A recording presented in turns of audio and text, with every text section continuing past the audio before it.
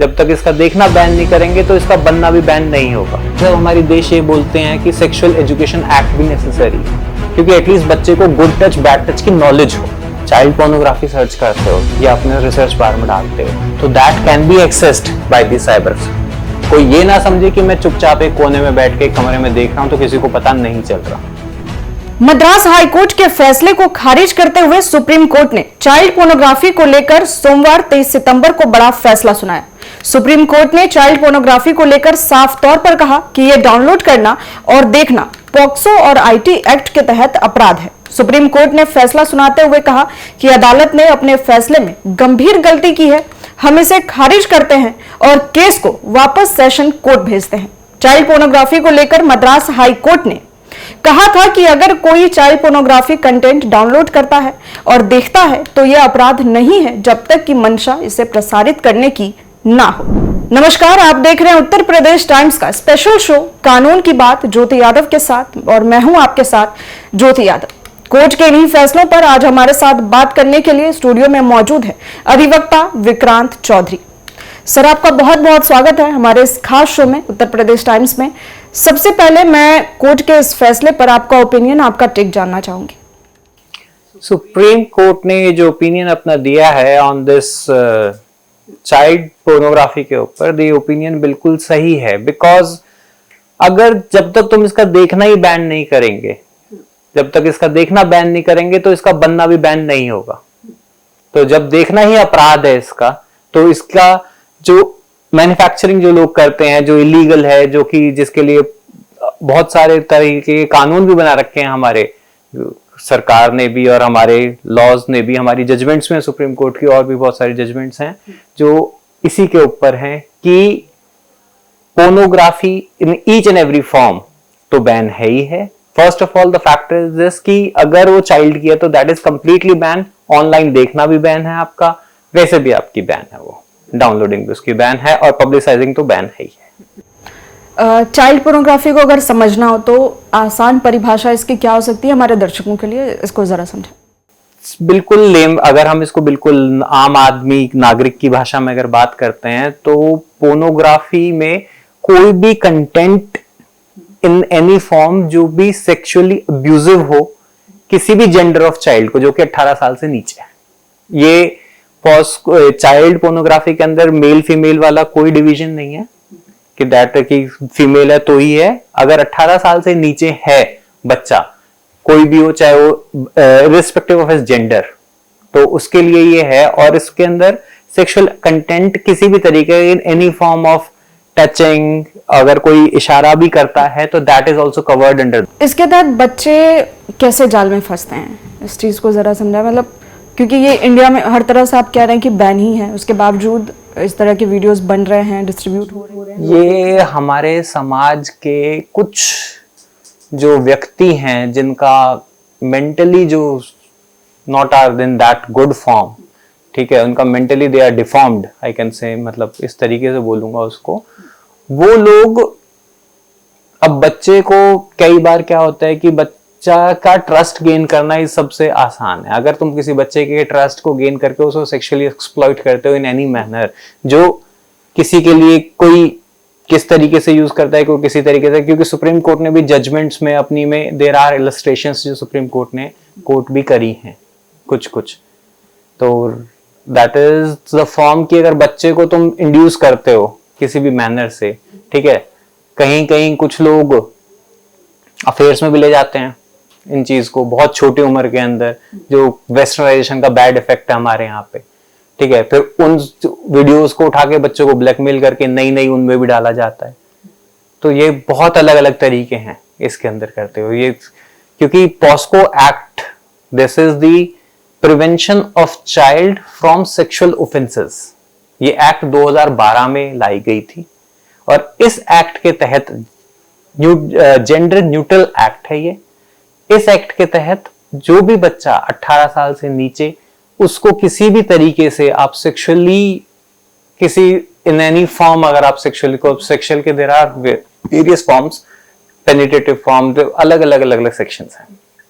तो एक टच भी उसके लिए सेक्सुअल वो है, अगर बच्चा उस चीज को फील करता है अगर उसके प्राइवेट पार्टों को बोला जाता है। ये एक सवाल जो मैंने आप किया, तो मैं इसमें मेन जानना चाहती हूँ कि इसका कॉमर्शलाइजेशन किस हद तक है, क्या उस बच्चे को पता होता है? क्योंकि जब हम एक पॉर्न वीडियो की बात करें तो उसमें बहुत अडल्ट जो हैं वो परफॉर्म कर रहे होते हैं। चाइल्ड पोर्नोग्राफी के मामले में किस तरह से इसे बनाया जाता है और उसमें परफॉर्म करने वाले बच्चे कहाँ से आते हैं, कैसे आते हैं, वहाँ तक पहुँचते कैसे हैं बेसिकली, या उन्हें पता होता है कि हम कर रहे हैं, क्या कर रहे हैं? इसके मैं अपने देश की जनता से अगर बात करूं तो इसके अंदर अपने बच्चों को सिखाने की जरूरत होती है बहुत सी, क्योंकि कई बार क्या चीज होती है कि बच्चे उस एज में होते हैं कि वो नई नई चीजों को एक्सप्लोर कर रहे होते हैं, जिसकी वजह से हमारे देश ये बोलते हैं कि सेक्सुअल एजुकेशन एक्ट भी नेसेसरी है। उसको इसलिए ही नेसेसरी करा जा रहा है क्योंकि एटलीस्ट बच्चे को गुड टच बैड टच की नॉलेज हो। अभी है क्या मैम कि बच्चे को पहले पता नहीं होता है कि उसको किस तरीके की, जिन लोगों की मानसिकता इस तरीके की होती है कि उनको इस तरीके के एक्ट करने हैं, तो वो पहले बच्चे को लिक्योर करते हैं, मतलब उसका लालच में देते हैं बच्चे को, फिर एक आध वीडियो बना लेते हैं, फिर ये कहते हैं कि तेरी इस वीडियो को पब्लिसाइज कर दूंगा वरना तू मेरा ये वाला काम कर। तो वो उस तरीके से उस बच्चे को उस दलदल के अंदर खींचते ही चले जाते हैं। तो बच्चे को अंत तक ये समझ में नहीं आता कि एक छोटी सी गलती को छुपाने के लिए वो कितनी बड़ी गलती कर चुका है। तो जो सेक्सुअल एजुकेशन, सेक्स एजुकेशन जो हमारी सरकार दोबारा बच्चों के लिए मैंडेटरी करने के लिए उसमें प्रावधान में है, बातचीत चल रही है और almost it is going to be very soon. तो वो इसलिए जरूरी है कि बच्चे को गुड टच बैड टच का डिफरेंस पता चले, ये पता चले कि अगर ऐसा एक्ट हो रहा है तो मुझे जाके कंप्लेंट कहाँ करनी है, उस अथॉरिटी का भी बारे में उसको नॉलेज हो। इसके देखने और डाउनलोड करने को सुप्रीम कोर्ट अपराध मानती है, पर क्या बनने को लेकर कोई कानून है, इस पर रोक है? क्योंकि जहाँ तक मुझे पता है, मैंने एक इंटरव्यू देखा था जो कि एक पॉर्न स्टार का था, तो उन्होंने बताया कि ज़्यादातर जो इस तरह के वीडियो हैं वो फॉरेन कंट्री में शूट होते हैं।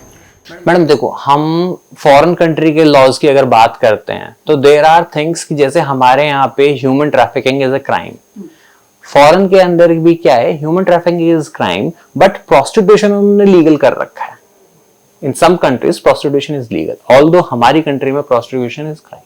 अब होता क्या है कि बच्चे तो मैडम सब जगह हैं, हर तरीके के सोसाइटी में, लोअर स्ट्रेटा, बड़े उससे बड़े, और पैसे की ताकत पे लोग उनको लिक्योर भी करते हैं। छोटे बच्चों को ये इमोरली ट्रैफिक भी करते हैं कि बच्चे यहाँ के होंगे, उनको हमारे देश ने इमोरल ट्रैफिकिंग एक्ट निकाल रखा है, दैट इज कि बैन करता है कि किसी भी बच्चे की या बड़े की, ठीक है, आप सेल एंड परचेज में या उस इंसान की स्लेवाइजेशन नहीं होनी चाहिए।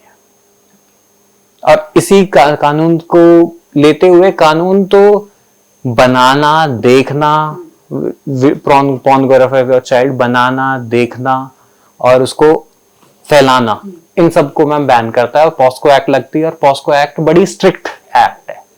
इसके अंदर मैडम बेल मिलना और सजा, इसके अंदर कोर्ट ने जितनी हाईएस्ट पॉसिबल सजा है वो रख रखी है। इसके अंदर मैम अगर एक्ट के ऊपर डिपेंड करता है, अगर तुम्हारी मेजर एक्ट है, it is complete pornography, it is, अगर वो आती है तो इसके अंदर मैम कैपिटल पनिशमेंट तक भी जा सकता है। लाइफ इम्प्रिजनमेंट तो है ही है, it can in rare of the rarest case it can go to capital punishment. हमारे देश में अश्लील वीडियोस को लेकर क्या क्या कानून है हमारे देश, और सजा का क्या प्रावधान?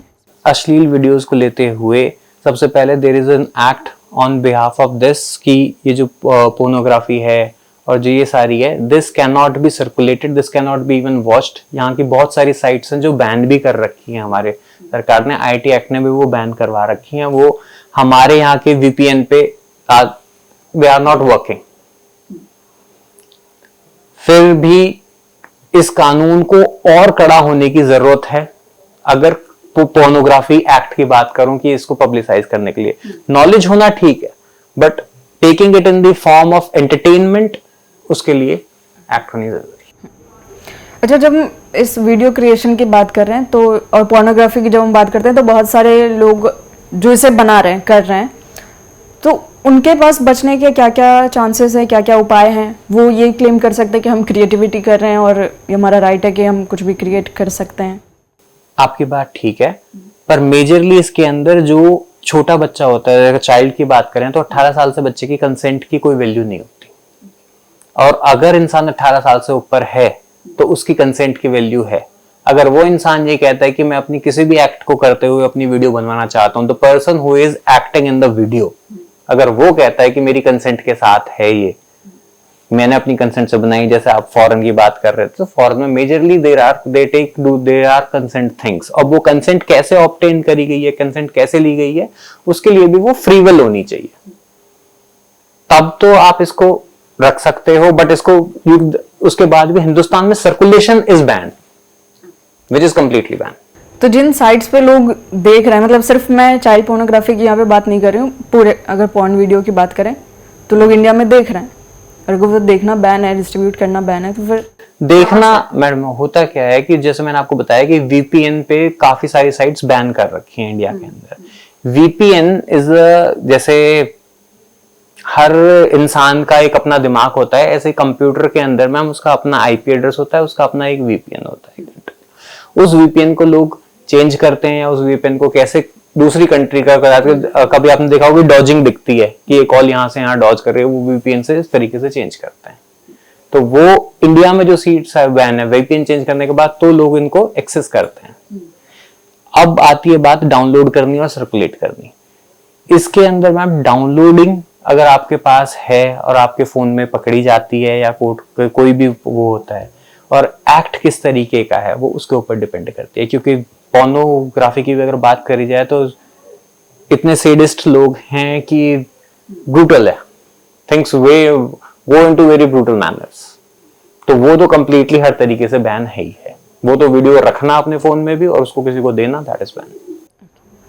इसमें साक्ष्य कितने प्रकार के हो सकते हैं और कैसे कार्रवाई का क्या तरीका है? मैम इसके अंदर जब कभी पुलिस इन्वेस्टिगेशन करती है तो इसके अंदर 2-3 तरीके से इन्वेस्टिगेशन होती है। सबसे पहले इन्वेस्टिगेशन बेस करती है इलेक्ट्रॉनिक डिवाइस के ऊपर, जो साइबर पुलिस स्टेशंस बनाए हुए हैं। वो इसमें जो हम बात कर रहे हैं आईपी एड्रेस, वीपीएन और इन सबको वो ट्रैक डाउन करते हैं। And this are like footprints, जैसे हम चलते हैं तो चलते हुए कदमों के निशान छूटते जाते हैं। इस तरीके से अगर आप किसी भी डिवाइस पे इनको डाउनलोड करते हैं या दिखते हैं तो आपके या आप ऑनलाइन देख भी रहे हैं तो भी उसके निशान छूटते हैं पीछे। कोई ये ना समझे कि मैं चुपचाप एक कोने में बैठ के एक कमरे में देख रहा हूं तो किसी को पता नहीं चल रहा। ये अच्छे से कोई भी देख सकता है, और आप किसी मोबाइल से किसी मोबाइल में भेज रहे हैं या किसी डिवाइस में भेज रहे हैं तो भी ये क्लियरली आएगा कि कहां चला है। डायरेक्ट एविडेंस होता है कि अगर मैम किसी चाइल्ड की बात करी जाए तो कोई जो देख रहा है या किसी के पास आई वो वीडियो, कोई ये कहता है कि मुझे तो भेज दीजिए वीडियो, बच्चे की वीडियो पता चलते ही सबसे पहला उसे नागरिक का ये कर्तव्य बनता है कि वो जाके अपनी पुलिस अथॉरिटी में ये कंप्लेंट करे। और अगर वो ऐसा कंप्लेंट नहीं करता तो वो इस कानून, पॉस्को कानून के तहत वो भी गुनहगार माना जाएगा।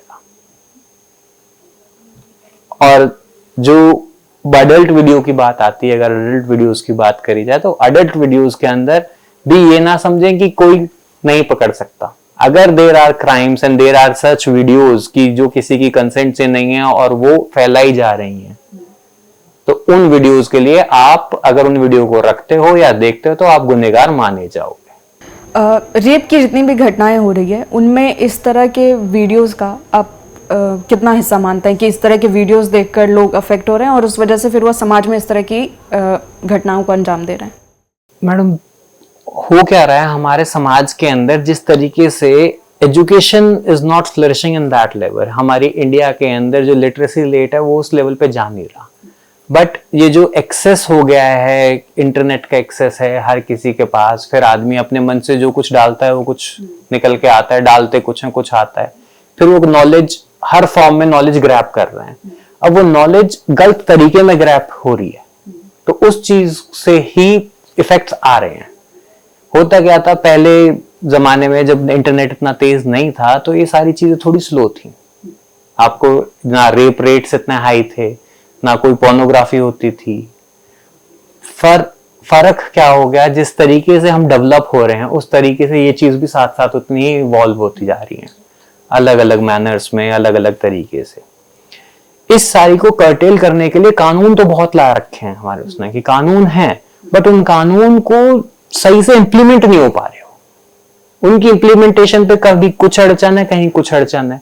अब जिस तरीके से सुप्रीम कोर्ट ने ये फैसला निकाला, इसके अंदर भी सुप्रीम कोर्ट ने कंस्ट्रक्टिव वो लिए अपनी इंटरप्रिटेशन करी है।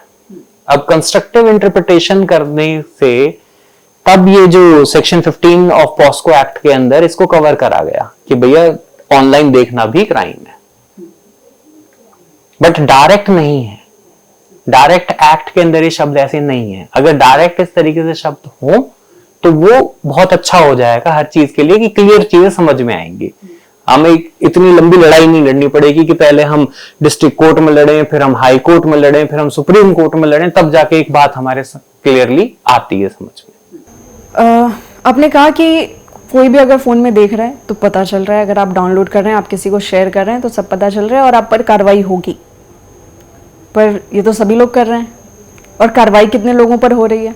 अब यहाँ बात आती है मैम कि किस तरीके की जो पोर्नोग्राफी एक्ट है वो कौन सी थी, क्या थी, क्या नहीं थी।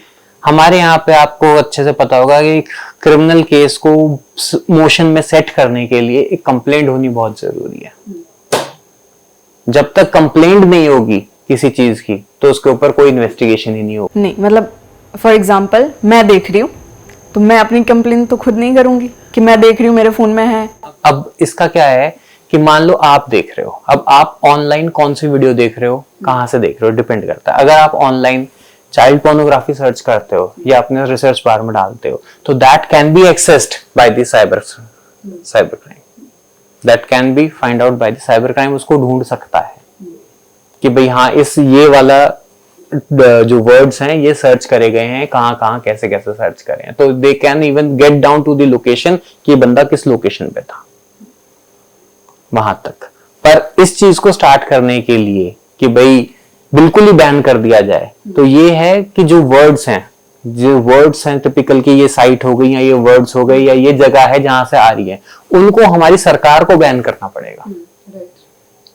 जब हमारी सरकार ही बैन करती है कि गूगल पे ये वर्ड्स ही सर्च नहीं हो सकते, क्योंकि इंसान सीधा गूगल खोलता है, उसमें कुछ भी डालता है और वो ढूंढने लगता है, तो वो सरकार को बैन करने पड़ेंगे। जिस तरीके से यूट्यूब ने अपने कंटेंट को रिफाइन कर रखा है कि इस तरीके की वीडियो नहीं आती, बिकॉज उनके डाटा सर्वर्स में, उनके डाटाबेस में ये कंटेंट उस तरीके से मॉडिफाई होकर खत्म हो जाता है। तो जो सुप्रीम कोर्ट ने एक इसके लिए नया नाम सुझाया है, चाइल्ड सेक्सुअली अब्यूसिव समथिंग, तो क्या ये उसी की तरफ कदम है कि आप उसकी जगह पे ये वर्ड सर्च करें? मैडम फैक्ट क्या आता है कि पोर्नोग्राफी की अपने आप में एक, मैंने आपको अभी बताया, जो कंस्ट्रक्टिव वो इंटरप्रिटेशन ली जाती है वो कंस्ट्रक्ट करनी पड़ती है। अब सुप्रीम कोर्ट ने उस कंस्ट्रक्ट को ना डायरेक्ट वर्ड्स यूज करें, उस कंस्ट्रक्टिव इंटरप्रिटेशन को खत्म करते हुए डायरेक्ट वर्ड्स ही ये डालो एक्ट के अंदर कि भैया ये चीज इस तरीके से है तो वो ऑफेंसिव है, वो क्राइम है। अब अगर आपको 3 कोई लीगल एडवाइस हमारे व्यूवर्स को देना हो तो आप क्या देंगे? सबसे पहली लीगल एडवाइस कि अपने बच्चों को ये सेक्सुअल एजुकेशन के बारे में जरूर बताएं, उनको अनअवेयर ना रखें इन बातों से, क्योंकि जो बच्चा अनअवेयर रहता है, उसे अनअवेयर का मतलब उसे नहीं पता कि मैं क्या कर रहा हूं क्या नहीं कर रहा हूं। तो बच्चे को ये जरूर पता होना चाहिए कि कौन सी चीज सही है मैम और कौन सी गलत है, तो फिर वो अपने हिसाब से चूज कर पाए कि भाई मैं क्या कर रहा हूं क्या नहीं। तो सेक्सुअल एजुकेशन सबसे पहले अपने घर में स्टार्ट होती है।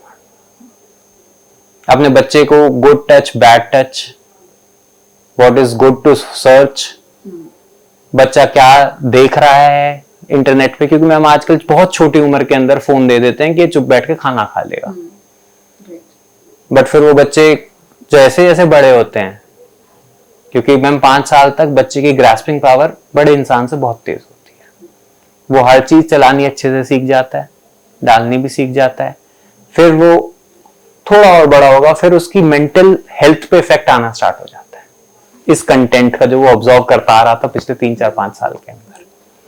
तो उस टाइम पे उसको एनालाइज करना कि मैं क्या देखूं क्या ना देखूं, और वो क्या देख रहा है, ये माँ बाप की ड्यूटी बनती है कि उसको सही तरीके से सही उस पर लेके आए। दूसरी एडवाइस कि जिन बच्चों जो अनप्रिविलेज्ड बच्चे हैं मैम, जिनके पास आज की आधुनिक चीजों के साधन नहीं है, उन बच्चों के जो अनाथालय और जो सारे रोड पे हैं, इन सब के लिए एनजीओज हैं जो इनको और हेल्प करें ताकि इन बच्चों को अवेयरनेस हो पाए, इन बच्चों को पता चले, क्योंकि इन बच्चों का ही इमोरल ट्रैफिकिंग एक्ट, ट्रैफिकिंग में इनका यूज किया जाता है, इन बच्चों को एक्सप्लॉइट किया जाता है क्योंकि कोई पूछने वाला नहीं है पीछे, तो इसलिए इनका किया जाए। और तीसरी, अगर किसी के भी साथ थोड़ी सी भी ऐसी दिक्कत है उसे क्या कि मेरे साथ ये हो रहा है वो हो रहा है, तो उस दलदल में ना घुसे, उस बात की कंप्लेंट फर्स्ट स्टेज पे ही करे, अपने घर में आके अपने माँ बाप को बताओ, माँ बाप नहीं सुनते तो अपने स्कूल में टीचरों को बताओ, टीचर नहीं सुनती तो पुलिस स्टेशन में बताओ। और कानून इतना सख्त है कि एक्शन लेना पड़ेगा। सर बहुत बहुत शुक्रिया इस खास बातचीत के लिए। अगले हफ्ते फिर आपसे मुलाकात होगी किसी नए विषय और नए गेस्ट के साथ। तब तक के लिए मुझे दीजिए विदा। बाकी तमाम बड़ी खबर के लिए आप बने रहे हमारे साथ और देखते रहें उत्तर प्रदेश टाइम्स। हम हैं देश के दिल, उत्तर प्रदेश की धड़कन, उत्तर प्रदेश टाइम्स।